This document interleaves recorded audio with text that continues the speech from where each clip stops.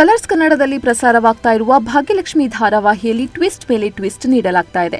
ಆದೇಶ್ವರ್ Kamath ಭಾಗ್ಯಗೆ challenge ಮಾಡಿ ಒಂದು ವಾರ ನಾನು ಮಿಡಲ್ ಕ್ಲಾಸ್ ಜೀವನ ನಡೆಸ್ತೇನೆ ಅಂತ ಹೇಳಿದ್ದು, ಈ ಚಾಲೆಂಜ್ ಈಗ ಕೊನೆಯ ದಿನಕ್ಕೆ ತಲುಪಿದೆ. ಆದ್ರೆ ಈ ಕೊನೆ ದಿನವೇ ಧಾರಾವಾಹಿಯಲ್ಲಿ ಬಿಗ್ ಟ್ವಿಸ್ಟ್ ನೀಡಲಾಗಿದೆ. ಕಳ್ಳತನದ ಆರೋಪದ ಮೇಲೆ ಆದೇಶ್ವರ್ನನ್ನು ಹುಡುಕಿಕೊಂಡು ಬಂದ ಪೊಲೀಸರು ಅವನು ಸಿಗದ ಕಾರಣ ಭಾಗ್ಯಳನ್ನು ಅರೆಸ್ಟ್ ಮಾಡಿ ಸ್ಟೇಷನ್ಗೆ ಕರೆದುಕೊಂಡು ಹೋಗಿದ್ದಾರೆ. ವಿಷಯ ತಿಳಿದ ಕೂಡಲೇ ಆದೇಶ್ವರ್ ಸ್ಟೇಷನ್ಗೆ ಓಡೋಡಿ ಬಂದಿದ್ದಾನೆ. ಅಸಲಿಗೆ ನಡೆದಿದ್ದೇನೆಂದ್ರೆ, ಕೊನೆಯ ದಿನ ಆದಿ ಬೀದಿಯಲ್ಲಿ ನಡೆದುಕೊಂಡು ಹೋಗುವಾಗ ಓರ್ವ ಶ್ರೀಮಂತ ಮಹಿಳೆ ತನ್ನ ಕಾರಿಗೆ ಹತ್ತುವಾಗ ಬೆಲೆ ಬಾಳುವ ವಸ್ತು ಕೈಯಿಂದ ಜಾರಿ ಕೆಳಬಿದ್ದಿದೆ.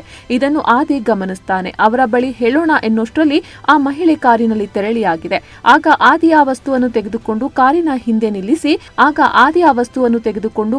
ಹಿಂದೆ ನಿಲ್ಲಿಸಿ ಅಂತ ಓಡಿದ್ದಾನೆ. ಕೊಂಚ ದೂರ ಹೋದ ಬಳಿಕ ಯಾರೋ ಓಡಿ ಬರ್ತಾ ಇರೋದು ಆ ಮಹಿಳೆಗೆ ಗೊತ್ತಾಗಿದೆ. ಕಾರು ನಿಲ್ಲಿಸಿ ಆ ಮಹಿಳೆ ಕೇಳಿದಾಗ ಆದಿ ಆ ವಸ್ತುವನ್ನು ಕೊಡ್ತಾನೆ. ಇದರಿಂದ ಆ ಮಹಿಳೆ ತುಂಬಾ ಖುಷಿಯಾಗಿ, ನೀವು ದೊಡ್ಡ ಸಹಾಯ ಮಾಡಿದ್ದೀರಿ ಅಂತ 10,000 ರೂಪಾಯಿಯನ್ನು ನೀಡ್ತಾಳೆ.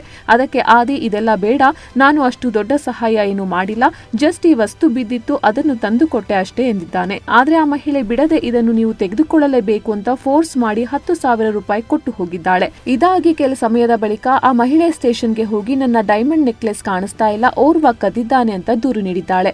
ಪೊಲೀಸರು ನೆಕ್ಲೆಸ್ ಬಿದ್ದ ಜಾಗಕ್ಕೆ ತೆರಳಿ ಸಿಸಿಟಿವಿ ಫುಟೇಜ್ ನೋಡ್ತಾರೆ. ಅಲ್ಲಿ ಆದೇಶ್ವರ್ ಆ ಮಹಿಳೆ ಬೀಳಿಸಿದ ವಸ್ತುವನ್ನು ತೆಗೆದುಕೊಂಡು ಹೋಗೋದು ಕಾಣುತ್ತೆ.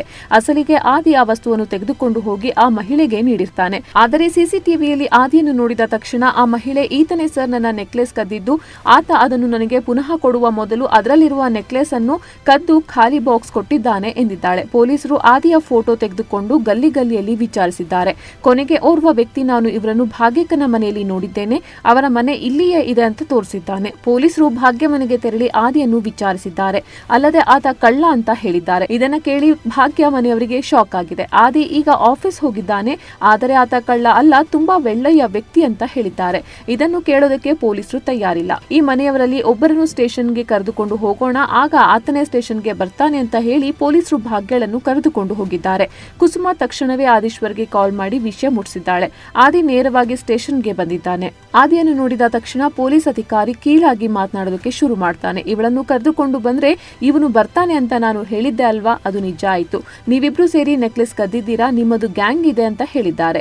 ಆದಿಗೆ ಕೋಪ ಬರುತ್ತೆ. ನಾನು ಯಾರು ಅಂತ ಗೊತ್ತಾ ನಿಮ್ಗೆ ಅಂತ ಹೇಳೋದಕ್ಕೆ ಮುಂದಾಗುತ್ತಾ, ಆದ್ರೆ ಆಗ ಚಾಲೆಂಜ್ ನೆನಪಾಗುತ್ತೆ. 7 ದಿನ ಕಳೆಯುವವರೆಗೆ ಆದಿ ಕಾಮತ್ ಫ್ಯಾಮಿಲಿ ಅವನು ಅಂತ ಎಲ್ಲೂ ಹೇಳುವ ಹಾಗಿಲ್ಲ. ಆದರೆ ಪೊಲೀಸ್ ಇನ್ಸ್ಪೆಕ್ಟರ್ ಭಾಗ್ಯ ಬಗ್ಗೆಯೂ ಕೀಳಾಗಿ ಮಾತನಾಡ್ತಾನೆ. ಆಗ ಆದಿ, ಈ ಚಾಲೆಂಜ್ ಮುರಿದರೂ ಪರವಾಗಿಲ್ಲ, ಭಾಗ್ಯಳನ್ನು ಹೇಗಾದ್ರೂ ಮಾಡಿ ಇಲ್ಲಿಂದ ಕರ್ಕೊಂಡು ಹೋಗ್ಬೇಕು ಅಂತ ಅಂದುಕೊಂಡು ಒಂದು ನಿಮಿಷ ಕಾಲ್ ಮಾಡಿ ಬರ್ತೇನೆ ಅಂತ ಹೇಳಿದ್ದಾನೆ. ಸದ್ಯ ಆದೇಶ್ವರ್ ತನ್ನ ಇನ್ಫ್ಲೂಯೆನ್ಸ್ ಬಳಸಿ ಸ್ಟೇಷನ್ ಇಂದ ಹೊರ ಹೋಗೋದು ಖಚಿತ. ಆದ್ರೆ ಆ ನೆಕ್ಲೆಸ್ ಏನಾಯ್ತು, ಇತ್ತ ನಿಯಮ ಮುರಿದ ಆದಿ ಹಣವನ್ನು ವಾಪಸ್ ಪಡೆದುಕೊಳ್ತಾನಾ ಅನ್ನೋದೆಲ್ಲ ಮುಂದಿನ ಸಂಚಿಕೆಯಲ್ಲಿ ನೋಡ್ಬೇಕಿದೆ. ಇಂಟ್ರೆಸ್ಟಿಂಗ್ ಮತ್ತು ಇನ್ಫಾರ್ಮೇಟಿವ್ ವಿಡಿಯೋಗಳನ್ನ ಮಿಸ್ ಮಾಡ್ಕೋಬೇಡಿ. ಈಗಲೇ ಸಬ್ಸ್ಕ್ರೈಬ್ ಮಾಡಿ.